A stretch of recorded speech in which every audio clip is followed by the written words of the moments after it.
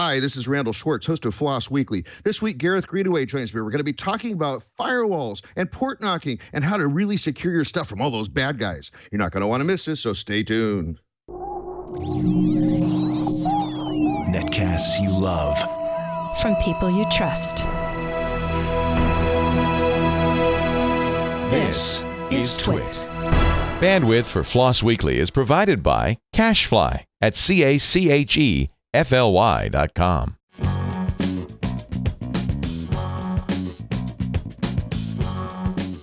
This is Floss Weekly with Randall Schwartz and Gareth Greenaway. Episode 352, recorded September 1st, 2015, FWKNOP. This episode of Floss Weekly is brought to you by Braintree. If you're working on a mobile app and searching for the right payments API, check out the Braintree V.0 SDK. With one simple integration, you get every way to pay. To learn more and to try out the sandbox, go to braintreepayments.com/floss.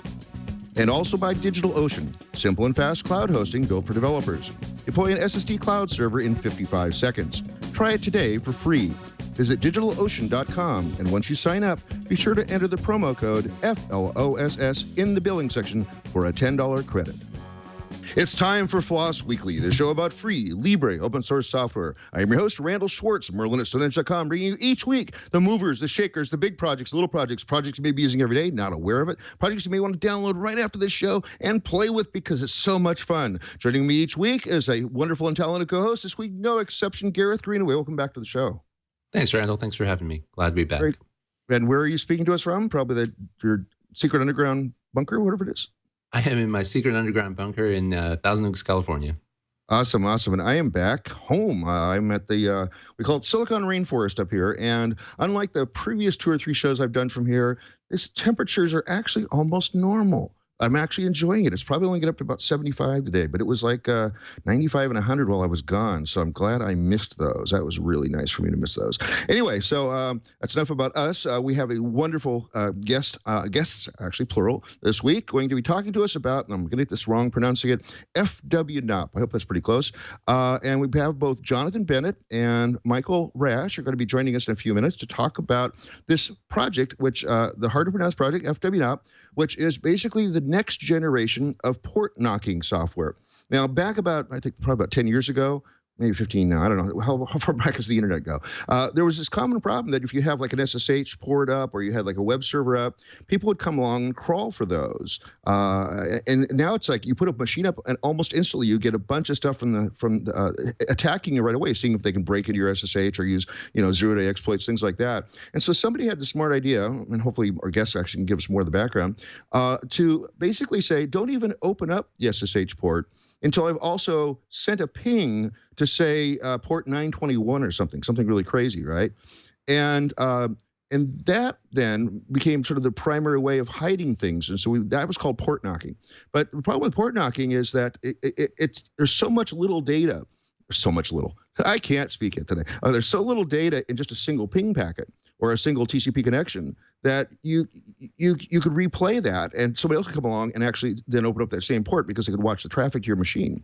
So what these guys have done, and again, we'll get more about the history and bring them on, is they basically created an entire encrypted payload that it cannot be replayed, has a lot of information, it has a secret shared key, things like that. So it's a lot more interesting, I think. What do you know about this so far, Gareth, other than what I just said? Not too much. I mean, I read about it a little bit, and it definitely sounds interesting. I mean, one of the things that I remember when port knocking kind of first came about was it sounded like a really cool way to secure things, but it was really complicated to manage, and especially manage and remember what ports you had to quote unquote knock in order to gain access. So it sounds like this project has addressed a lot of those, I guess, initial complaints that a lot of people had over port knocking. Yeah, and that was my complaint too. I said, it really, in a ping packet, you're really only sending like an additional, 16 bits of key at most. And I said, why not just make your plain key 16 bits longer? It'll accomplish exactly the same thing without a lot of special thing. And then people got to like multiple port knocking, but that suffers over a long distance because you don't know what order the port knocks are coming. Anyway, this should all solve that, at least from the stuff I was reading last night to prep for the show. So we'll definitely bring these guys on. And we'll have a lot of questions. I'm definitely sure we're going to have a lot of questions. But before we do that, I have a very important message. because this episode is being brought to you by Braintree. You code for easy online payments. If you're building a mobile app and searching for a simple payment solution, check out Braintree. The Braintree V.0 SDK makes it easy to offer multiple mobile payment types. Start accepting PayPal, Apple Pay, Bitcoin, Venmo, cards, and more, all with a single integration. Simple and secure payments, code you can integrate in minutes. If you don't have time, give them a call, and they'll even handle the integration for you and walk you through it. The Braintree code supports Android, iOS, and JavaScript clients. It has SDKs in 7 languages: .NET, Node.js, Java, Perl, yay, PHP, Python, and Ruby. Elegant code with clear documentation, and most of the time you only need 10 lines of in-app code. That's pretty amazing. Braintree gives you an easy way to accept multiple payment types with one integration. Quick, knowledgeable developer support if you have any questions. Start accepting Apple Pay, PayPal, Bitcoin, Venmo, cards, and whatever's next, all in a single integration. With the Braintree V.0 SDK, one small snippet of code, and you're all set up in less than 10 minutes. To learn more, and for your first $50,000 in transactions fee-free, go to braintreepayments.com/FLOSS. And we really appreciate Braintree supporting this show and others like it on the Twit Network. Now let's go ahead and bring on our guests. Let's start with Michael. Michael, welcome to the show. Yes, hi there. Good to talk with you, Randall. Very good, very good. And where are you speaking to us from? I'm speaking to you from Mount Airy, Maryland, where I live. Very cool. And also let's bring on Jonathan. Jonathan Bennett, welcome to the show. Hey, Randall, it's good to be here. And where are you speaking to us from? I am speaking to you from Lawton, Oklahoma. Okay, so if I wave in that general direction, neither of you can see me because that's around the curvature of the Earth. But anyway, there we go. Anyway, so let's start with Michael. How did I do? What's the 30,000-foot view of this, and what problem is it solving? Yes, I think you did great. So certainly FWKNOP it was designed initially when I released it in 2004. It was a port knocking implementation back then. So it basically parsed an IP tables log file to try to look for connections to specific TCP ports. And if a specific connection sequence of connections was seen, then the local firewall was reconfigured to allow access to whatever service was being protected. Typically that's SSH, but it could also be other things such as RDP on Windows machines and other services. But the general point, even back then and to this day also, is to reduce the attack surface that an attacker can obviously target, but still grant remote access to someone who can authenticate to the port knocking, or in this case, the SPA daemon. So we just find that the combination of scannable services, SSH, anything that listens on a TCP socket, the combination of scannable services with a zero-day exploit or other sophisticated things like password guessing botnets, that's just too nice for the attacker. It places a very great advantage in many cases. It gives them a very great advantage. And what we're trying to do is reduce the ability of an attacker to interact with a TCP-based service. So essentially, it's a way of making services dark on the internet, but still grant access to people that can produce the appropriate SPA packets. Now, I want to circle back to that for a second because you made an important point there. I want to make sure that's not lost on our audience. It's like, okay, hey, I don't have a password on my SSH. I have a nice long 2048-bit key. Why would I need something like this? Yeah, so SSH is kind of the typical service that people will hide behind something like a port knocking daemon or an SPA daemon. So yeah, if you're doing key-based authentication exclusively, so in that case you've configured your SSH daemon to not allow not make it feasible for a password guessing botnet to have any effect. Still, however, if you look at SSH, I mean, SSH is written by some of the best security developers in the industry, but even they sometimes make mistakes and introduce vulnerabilities into the SSH code base. So this is not to pick on SSH. It's just an important observation that even many of the best security developers in the business can also make mistakes. So even in the case where we're doing key-only authentication, there is the potential for there to be issues, zero-day exploits perhaps, in whatever SSH daemon that you may be running. And the just the very act of advertising a service out on the open internet exposes that code to arbitrary attackers. That to me is a little bit too nice for the attacker. So we would like to hide. I mean, few people argue with the idea that hiding a service behind a default drop firewall is a negative thing to do for security. So what we're trying to do is extend that concept of a default drop packet filter a little bit to make it infeasible to scan for services, but also grant access through this passive one-way authentication scheme that SPA implements. Yeah, so let's talk a little bit more about that too, because that's an important technical difference between the original, as I said in the opening, the original single packet. Well, I mean, not single packet, but port knocking in the classic sense, and what SPA does. Can you distinguish those about what's actually going on and why this is even more secure? Sure. So, so when port knocking first came out, it was quite an interesting concept. It was usually sort of the traditional port knocking implementations were where you take a sequence of connections to a pre-specified set of ports. So you would take, you'd have a port knocking client, and you would connect to a series of ports. So let's say, port 10,000, 20,000, 30,000, or anything in between. And if you could, if you have on the daemon side, if you're parsing the firewall log, you can see that if somebody has produced that appropriate shared sequence, then the firewall is reconfigured to grant access. So that was traditional port knocking. What the reason that SPA came along was that many of the design decisions that go into implementing port knocking kind of back you into problems on the security side of things. So, for example, if you're sending, let's say you have a port knocking sequence that's 10 ports long.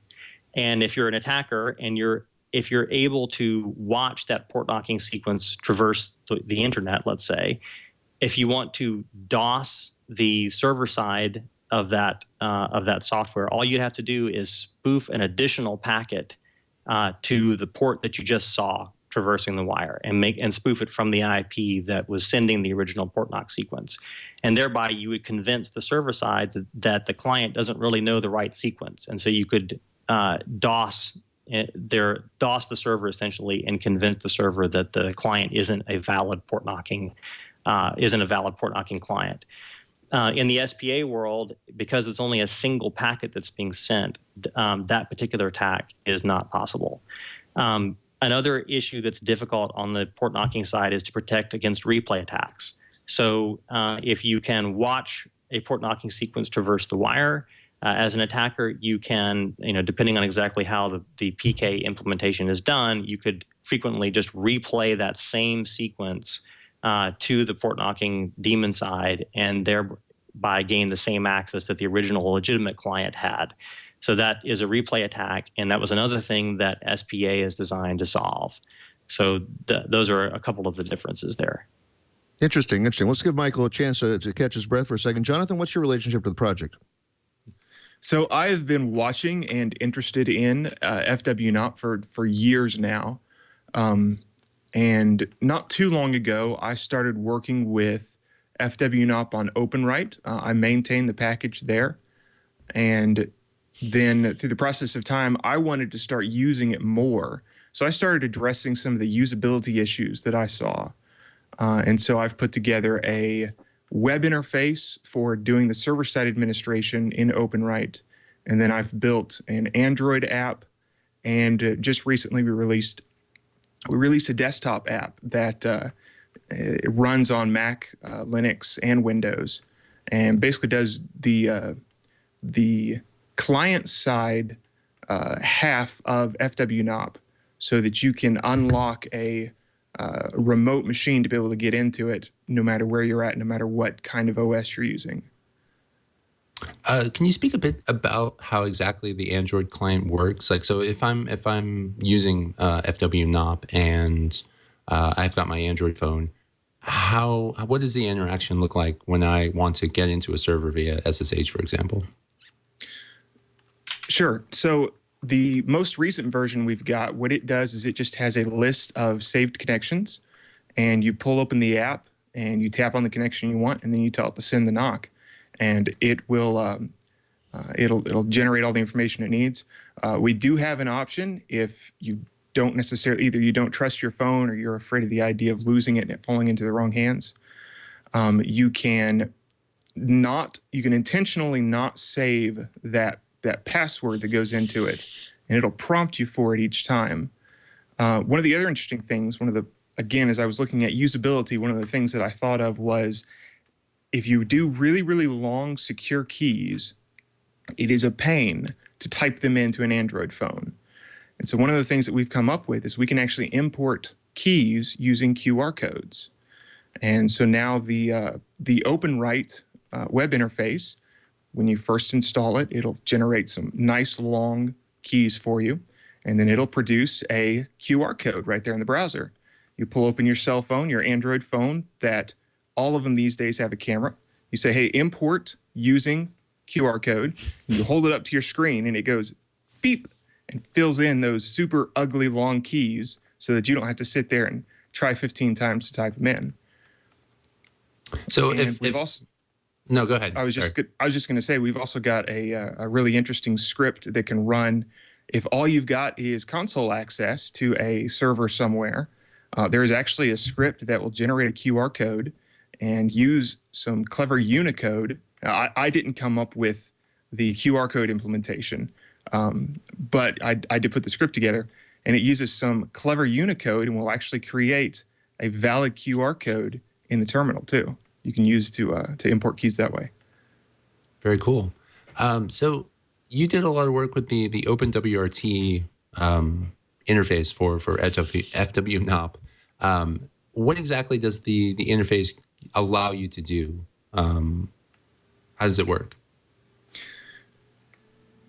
It is basically it is built on the Lucy interface that the OpenWrite guys already have, and then all that we're doing is we've got some predefined normal options that you would use in a FWKNOP config file, but it's also got the ability to add any valid FWKNOP option, and it'll go ahead and parse that.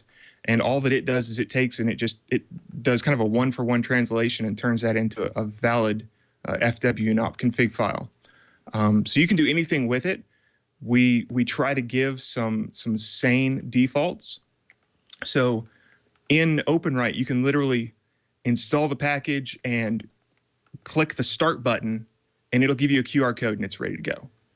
Or you can go through and you can tweak it and you can set it up to do whatever you want to. If you have some special function you want it to do or not do, would be one of the big ones. So going back to the Android client, if I'm using FWKNOP and I pull out my phone and I click one of the saved connections and unlock my server to SSH in there, is there any sort of timeout? Do I have like a time period of when I need to connect before the server is resecured, or is it just kind of wide open until I make that connection? Sure, that's a great question. Built into FWKNOP is this idea of a timeout. I generally keep mine set to, I think it's about 60 seconds, which I think is default. I've got a friend that uses it who's a little bit more paranoid than I am, and he keeps his set at 5 seconds. One of the nice things about the Android client is we've also got the ability to interface with Juice SSH, which is one of the nice SSH clients for Android. And so you can go into Juice SSH and punch in your server information and what user you want, and then you can go into the FWKNOP client. And while you're setting up your saved connection there, one of the options is, hey, once you go ahead and send this knock, also go ahead and start up Juice SSH and go ahead and start this connection. So it's kind of a one button press to go through and also trigger the SSH. Now, the desktop clients you mentioned, there's clients for, I believe you said Linux and OS X, and I assume Windows as well? Yes, they are. They're all built. They're all built using WX widgets in C++. And so with just a little bit of work, we've gotten the same code base that runs on all three of the major OSs. What is what's the background language that those are written in? They're all C++. Oh, C++. Sorry, you did mention that. So they basically allow you to do everything very similar to the Android client, I assume? Yes, basically what I did, because I'd written the Android client first, is I pretty much just ported from the Java that you have to use for Android over to C++, and then replaced the Android API calls with WX widgets calls. So when you open them up, they look practically identical, except obviously one is in a phone and the other one is running on a desktop window. But it is, as much as I could get it, it's the exact same thing. Sounds cool. So a question for Jonathan. I'm sorry, Michael. One of all along we've been talking about like FWKNOP and its relation to IP tables. What other firewall daemons or firewall software does FWKNOP work with? Yeah, sure. So it runs with free firewalls today. So it IP tables, IPFW on Mac OS X and FreeBSD, and the PF firewall on OpenBSD. And it also supports Firewall D, which is, of course, kind of it's still using NetFilter and IP tables underneath the covers, but it's if you're running on a CentOS-based or Fedora-based recent distribution, it supports Firewall D as well. Do you guys have any plans to support any of the commercial firewall providers? That's a great question. So it certainly is. So it's an open source project released under the GPL, of course. It would be it'd be very interesting, I think, to support some of the commercial vendors. It doesn't today, but if any of them want to work with GPL software and if they have SDKs that work in that environment, that would be just fine. Another thing that we are looking at is so.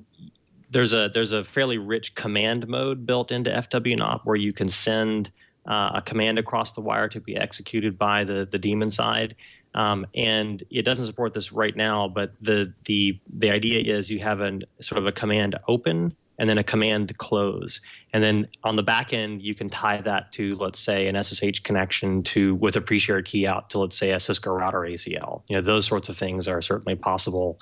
Not supported quite yet, but that's kind of in the works. So you could consider that also to be a sort of an extension into the proprietary ACLs or firewalling worlds. I'm reading your notes here, and I'm seeing that you also were the creator of the FWS. Well, that's FW-Snort. Okay. See, I can't pronounce anything you create. It's crazy. and PSAD, whatever that, PSAD. Yeah. Can you tell us a little bit about that? Are those two projects as well? Sure. I certainly am not a marketer if you look at the names I come up with. But sure. So FW-Snort is another open source project. Of course, it was designed to use so I was very interested in intrusion detection systems, and if you look at the Snort rules language, it's quite rich, and it's very good about describing what network attacks look like as they traverse the wire. So what I was interested in is whether or not you could take IP tables and get IP tables to inspect network traffic in similar ways to what Snort does.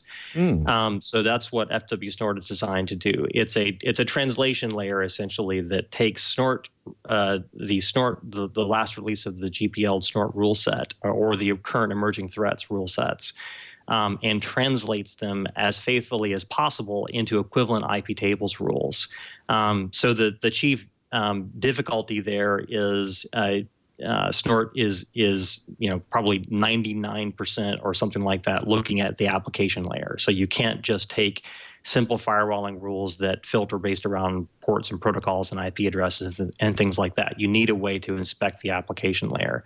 So fortunately, IP tables offers the string match extension, and you can also do multiple string match extension or pattern matches, string pattern matches within a single IP tables rule.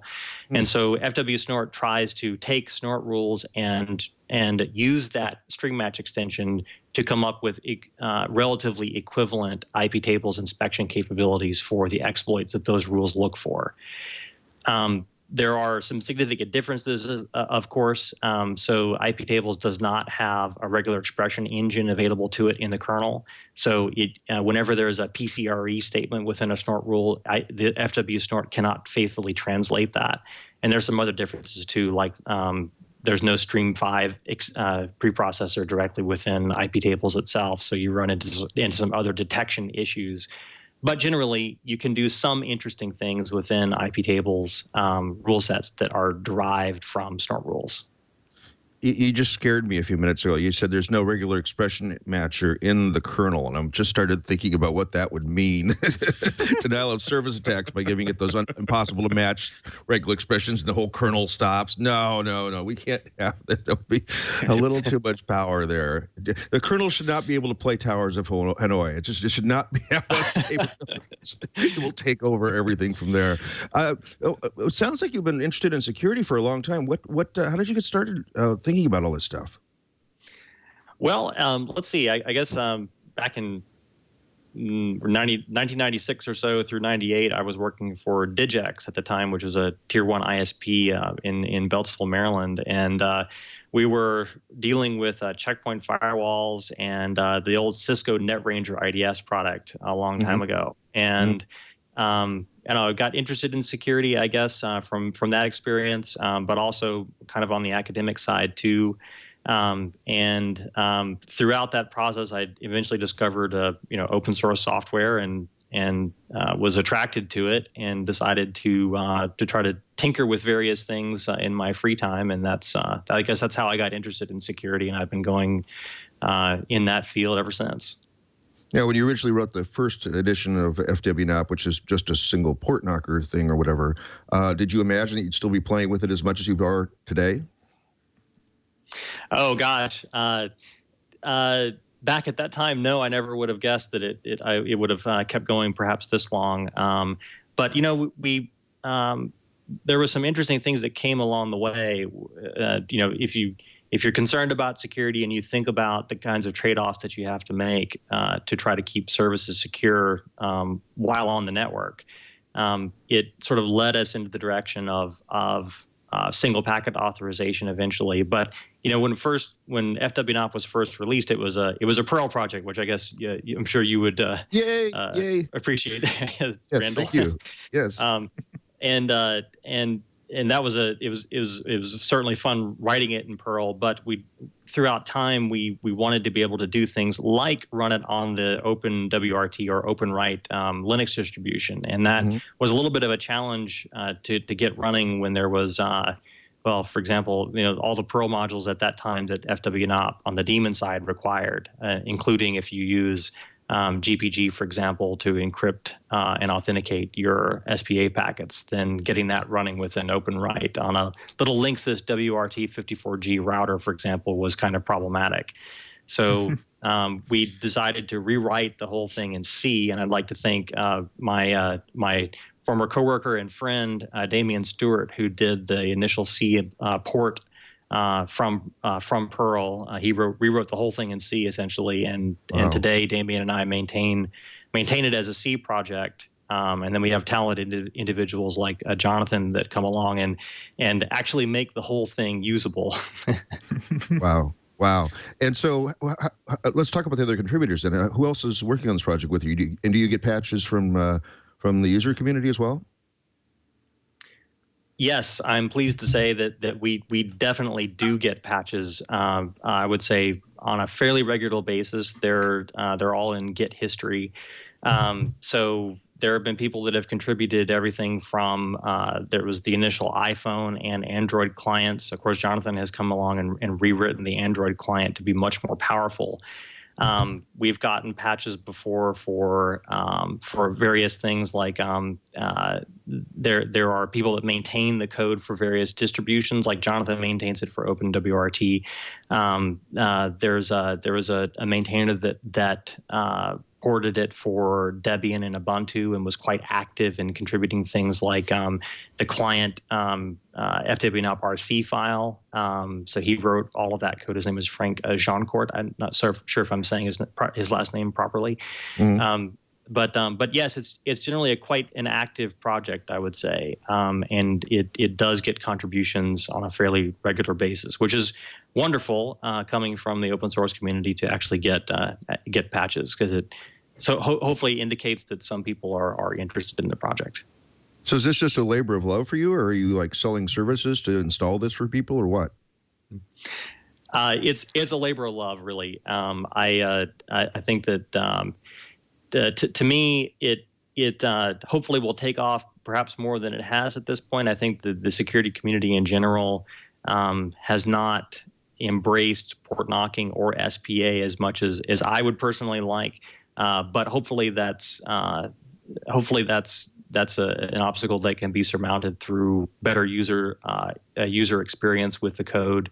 And of course, another thing that I think should be mentioned is that synchronization with a firewall and user space and users that are trying to access services is really kind of a hard thing to do well. So usability is, and that impacts usability. So, if you're going to take a service like SSH and make it fundamentally inaccessible behind a default drop firewall stance, that changes your networking model quite a lot, and therefore it has to. A project that implements that needs to really get usability right, and so that's a primary goal. Very good. Hey, we've got a lot more questions to ask, but I have a very important announcement before we get back to the more questions, because whether you're an experienced code warrior or just getting started, you need flexible, reliable, and affordable hosting. DigitalOcean provides developers with droplets, which are virtual private servers that can be customized and deployed quickly to host websites, web apps, production apps, personal projects, virtual desktops, and almost anything else you can think of with full root access. I myself am a DigitalOcean customer, been a client of theirs for about since February. I found out about Scale, actually, and they gave away a free code. I could try it out, and I now use it as my FreeBSD build machine. So it works perfect for that, because DigitalOcean is built for developers. It's used by over 400,000 of them, including me. You can deploy and configure your droplets via a streamlined control panel or a simple API. You can choose your OS: Ubuntu, CentOS, Debian, Fedora, CoreOS, and FreeBSD. Mine's a FreeBSD one. One-click install allows you to quickly deploy apps like Django, Docker, Drupal, LAMP, GitLab, MediaWiki, Node.js, WordPress, Ghost, Magento, OwnCloud, Ruby on Rails, and more. All the servers are built on hex-core machines with dedicated ECC RAM and RAID SSD storage. And boy, that stuff's fast. Servers can have 20 CPUs, 64 gigs of RAM, and 640 gigs of SSD hard drive space. Full-feature DNS managements to easily manage your domains or use dedicated IPs. And it's so easy to get started. You can deploy an SSD cloud server in as little as 55 seconds. DigitalOcean has incredibly affordable and straightforward pricing. Servers start at only $5 per month. There's also hourly pricing available starting at less than a penny per hour. Great when you have to do auto scaling.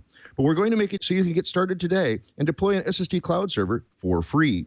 Visit DigitalOcean.com and create an account. Once you confirm your email and account information, go to the billing section and enter the promo code FLOSS for a free $10 credit.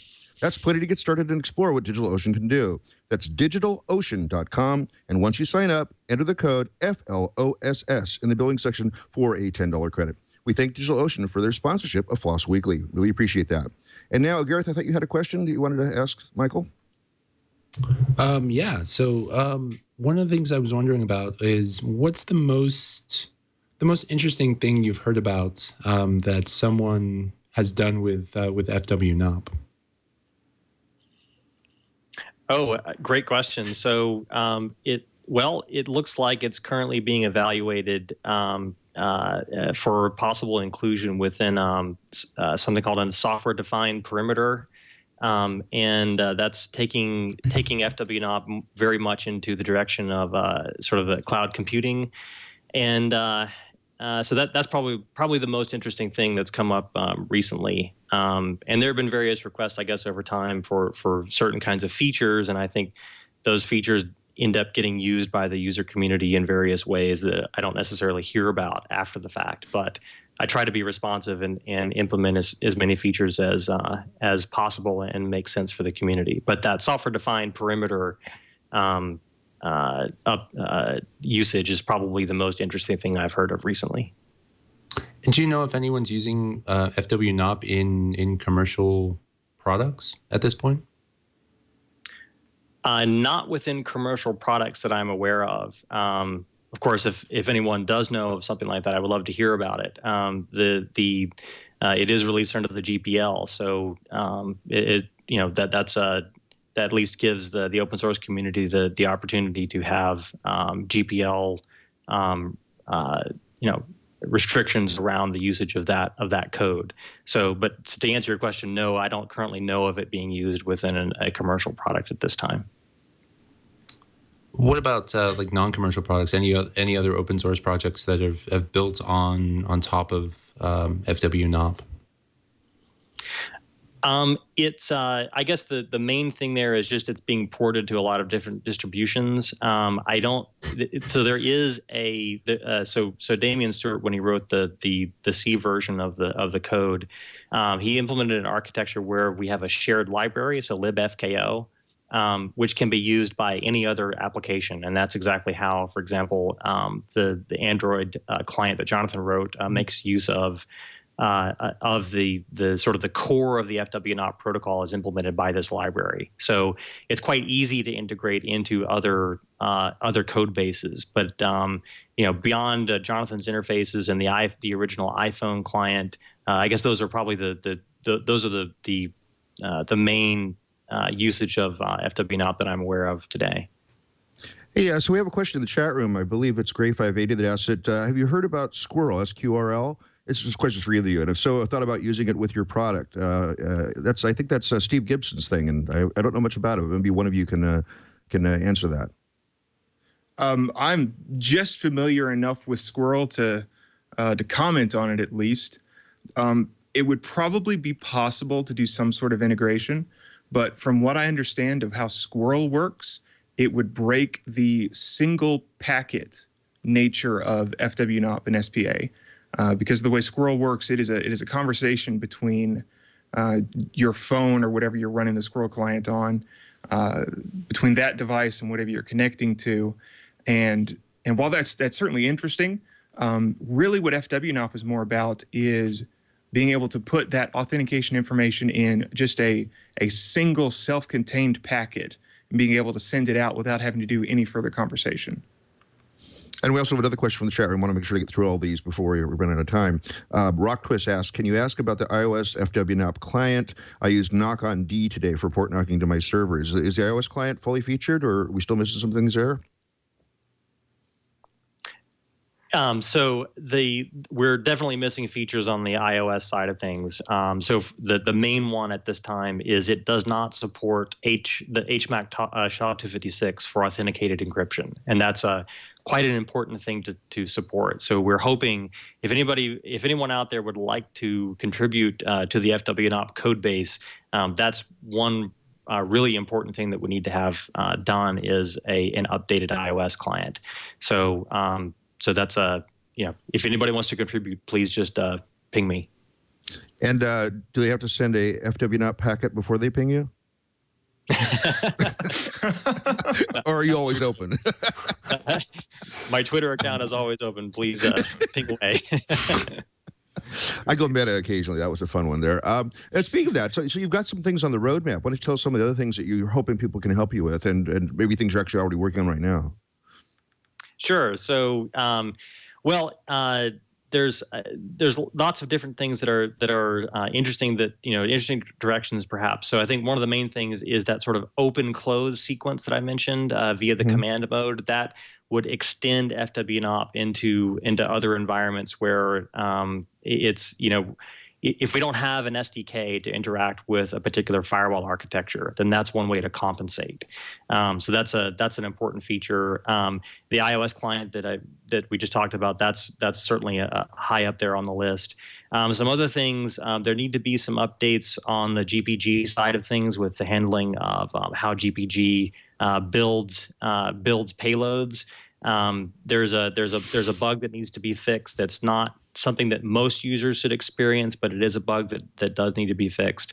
I would say that some other things that are really important is continued usability improvements. So Jonathan has a lot of ideas around that. One thing Jonathan proposed is the ability to acquire SPA data via SSL log files, and that kind of if you're willing to relax the single packet nature of SPA, then there are some things that you can do that would extend at least the core authenticated encryption capabilities in SPA to other kinds of things, like communicating over SSL, or even sending SPA packets through the Tor network, for example.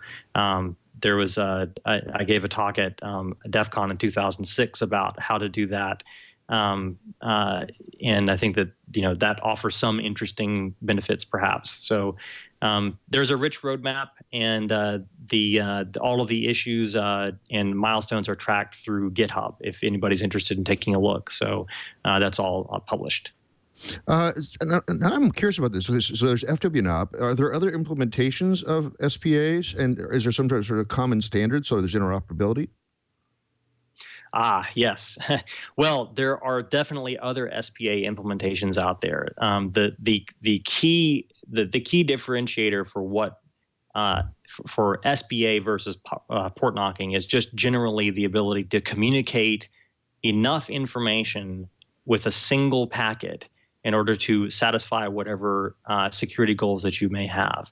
So there's another very interesting implementation called Knock Knock, written by Moxie Marlinspike, which is an SPA implementation that has very different design goals than FWKNOP.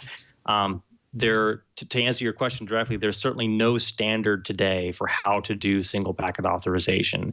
It is, every project that implements SPA usually has their own take on a set of design trade-offs that influences how they build their code bases. So, for example, if you need to be able to support asymmetric encryption with GPG, then you typically need to be able to send a lot more data than what you can stuff within IP or transport layer headers. So if that's a requirement, then you need to be able to move towards building your SPA payloads within some application layer fields with whatever protocol that you're using. So in the case of FWKNOP, it's a single UDP packet by default. So there's an example of an encryption requirement, let's say, asymmetric ciphers, that influences what design the project must adhere to in order to be able to support that requirement. So there is no standard today, and also there aren't a lot of other SPA implementations that are really maintained that I can tell. There are a few that crop up here and there, but FWKNOP is the only one that I know of that's generally maintained.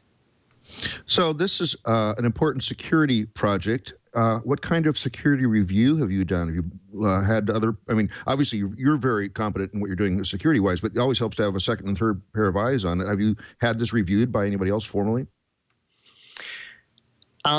Let's see. Well, so I have had it reviewed. There was one researcher from IOActive that did a review. Fernando Arnaboldi is his name.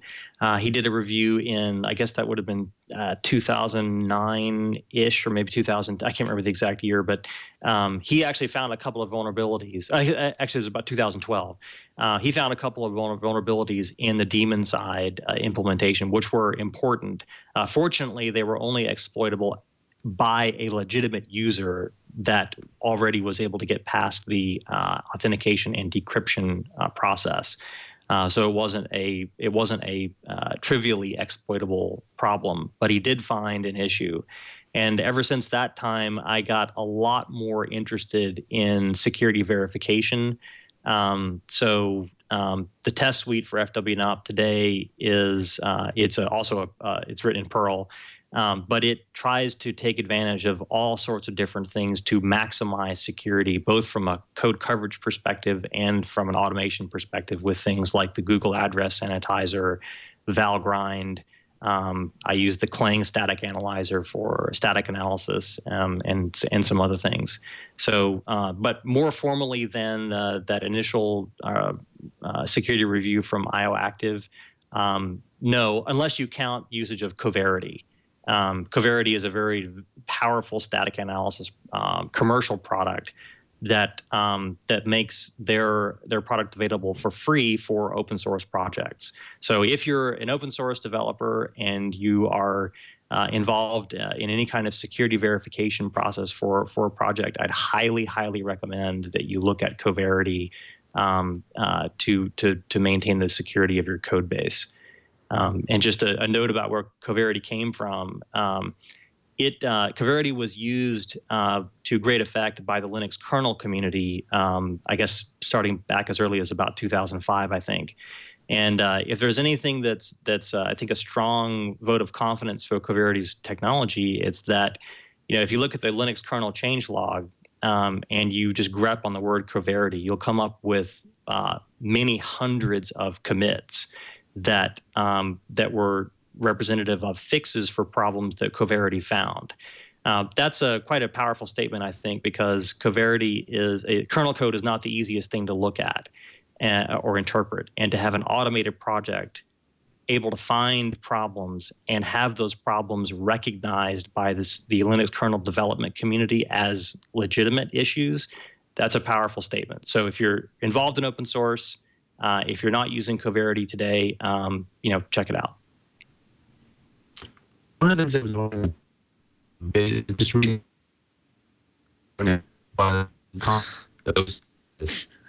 Gareth's got a little bit of problem here. I'll just step right back in here because we do have a question from the chat room. Really love the questions from the chat room today. So does the Linux daemon support different timeouts per port? I need a longer one for a web tool that uses new connections on each payload, but a shorter one for SSH, which uses a single connection. You want to address that, either of you? Certainly, yeah. So it does support that, absolutely. So you can set the FWKNOP on the daemon side, it supports multiple configuration stanzas in the access.conf file. Those stanzas define encryption keys, authentication keys, and various other parameters. You can create one stanza, let's say for web connections, and define a very long timeout, because as you point out, web connections are very chatty in comparison to things like a VPN connection or an SSH connection. So you would have a longer timeout for those web connections that are authenticated via SPA. And then for, let's say, SSH, if that's the other long-running protocol that you're using, you can have a different stanza that defines a much shorter timeout for that. And of course, on the SSH side of things, you would use, if you're running on IP tables, on Linux, you would use the IP tables connection tracking mechanism to keep your initial connection open, even though FWKNOP would not allow any new connections to come in after the timeout is expired for the existing one. Wow, cool. Hey, well, yeah, my mic's on good. We're almost out of time, but I want to make sure we've actually talked about everything that you guys wanted to talk about. Is there anything we've missed in our list yet that is important for our audience? I think you've pretty much hit the nail on the head. I didn't really have anything else to mention. I don't know if Jonathan does. So thanks for the interview. Oh, absolutely. And so I have two more questions I have to ask both of you, though, or else I get email all the time, every time I miss this. Okay, so we'll go with Jonathan first. What's your favorite scripting language? So for scripting language, I'm going to have to say whatever gets the job done. I do like Perl. I've used it before. I use Python too. I don't know that I would start somebody new with Perl, but I do have a lot of fun with it. Well, if you do start somebody new with Perl, I could recommend a couple of good books, okay? That's what I've heard.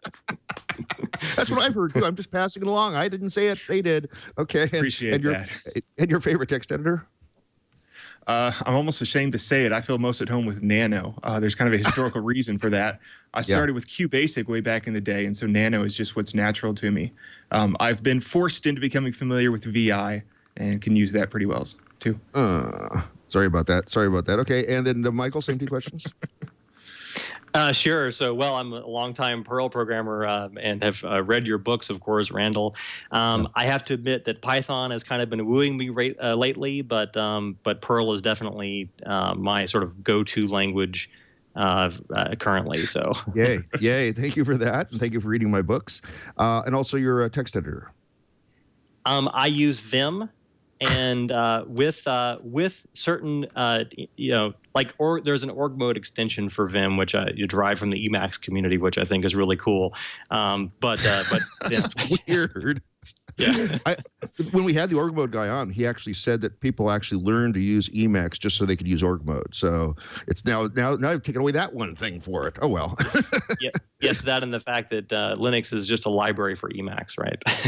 Yeah, that's right. Someday they're going to boot the Linux or the Emacs kernel, the Linux kernel inside Emacs or something. That way it'll be all one big namespace. Well, guys, this has been very fascinating. I know there's going to be a lot of people that are going to be checking this out now, including me. Actually, I've been, I didn't bring this up earlier in the show because I didn't want you to laugh too bad at me, but I just moved my SSH to a different port number, and that's gotten rid of 99% of the attacks. So, but I might try something like this now. This actually seems like it's rather cool. Unfortunately, it looks like the FreeBSD package is way behind the times. So hopefully somebody listening to the show that is interested in FWKNOP and is a FreeBSD user, please update the port so that I can use a modern version of FWKNOP. I don't know about the port system except how to install them. So I have to wait for somebody else to do that. But guys, thanks a lot for coming on the show and talking about FWKNOP. Thank you very much. Cool. That was, let me get their names here again. That's Michael Rash and Jonathan Bennett talking to us about what I now know is pronounced FWKNOP. What do you think there, Garth? Very interesting stuff. I mean, like we said at the top of the show, like port knocking is it's not a new concept. It's been around for a while, but this project definitely makes it a lot easier and a lot easier to maintain and a lot easier to use. So it's very exciting. Yeah, very cool. And like I said, it's I poo-pooed port knocking back in the early day because, again, it didn't seem like enough extra bits of key. But now that you can take like a whole packet, put a whole bunch of bits in there and make it not replayable and make it encrypted and authenticated, very important. I think it's really going to be a movement in that direction. Like I said, this is probably the first time I've actually considered something like the equivalent of a port knocking, in this case SPA, to protect some of my services. So I am looking forward to playing more with this. Speaking of looking forward to playing more with things, we've got some upcoming guests still on the schedule. We have next week is Gambus, free object-oriented basic inspired by Visual Basic. Coming up following that, Ichinga, which is a fork of Nagios. It's a scalable and extensible monitoring system. We've got the Dart language people coming back after a couple years to say, hey, what's happened in Dart in the last couple years? And I'm really excited about that because I actually want to get involved more with the Dart community and start writing books and things about that. Crowd Supply, which is open hardware, a marketplace for open hardware. That should be pretty fun. And just added to the schedule, way down towards the end of the year, but we've got them out there, is OpenSense, OPNSense, which is a FreeBSD-based firewall. It's a fork of pfSense, which itself is a fork of Monowall. So this would be fork heaven forks for you. So there we go. Still got a lot of spaces open. I've opened up almost everything through the end of fourth quarter. As my schedule becomes more firm, I can figure out what days I can actually host and not host. That's all really great and fun. You can go to the big spreadsheet that's linked from the homepage for the show, which is twit.tv/floss. There's a link there that goes to a Google spreadsheet where we show you what's actually coming up and the open slots that we still have. We have a live stream. Normally, we are 8 a.m. Pacific time on Wednesdays on live.twit.tv, but today we're actually taping this on Tuesday because there's some big announcement tomorrow. What it is. Also, very likely it'll be Tuesday next week as well, but please watch my Google Plus announcements. That's at Floss Weekly on Google Plus. Those right now can also mirror over to Floss Weekly, the Twitter handle, and for another few weeks until Yahoo Pipes goes away. Somebody's got to find me a replacement for Yahoo Pipes so I can continue that particular auto mirroring. Speaking of auto mirroring, you can also follow me on Google Plus as Randall L. Schwartz. You can also, that also links links over to Merlin, Merlyn, on Twitter. My only thing I want to plug right now is I'm going to be at DragonCon this weekend, the big 60,000 attendee conference that takes over Atlanta, the entire city, 6 or 7 host hotels. I'm speaking on 4 panels. I'll be speaking on the Ingress panel, talking about the Frogs versus Smurfs, the Niantic game that was a subsidiary of Google until just recently. I'm also going to be on PGP 101, where we're going to start talking about the basics about protecting your data as it goes from end to end. I'm also on the traditional Hacking 101 and Hacking 201 panels. That's basically going to ask me anything about all sorts of subjects. So come see me if you're in Atlanta. And if you can get into DragonCon or just follow my tweets, and I'll show you where I'm at, and maybe we can meet outside the con or something. That's about all I want to plug today. Gareth, what do you want to plug today? So I'm going to plug Scale, obviously. Scale is the Southern California Linux Expo. It's taking place in Pasadena, California this year. The dates are January 21st through the 24th. Our call for papers is open until October 30th of this year. Our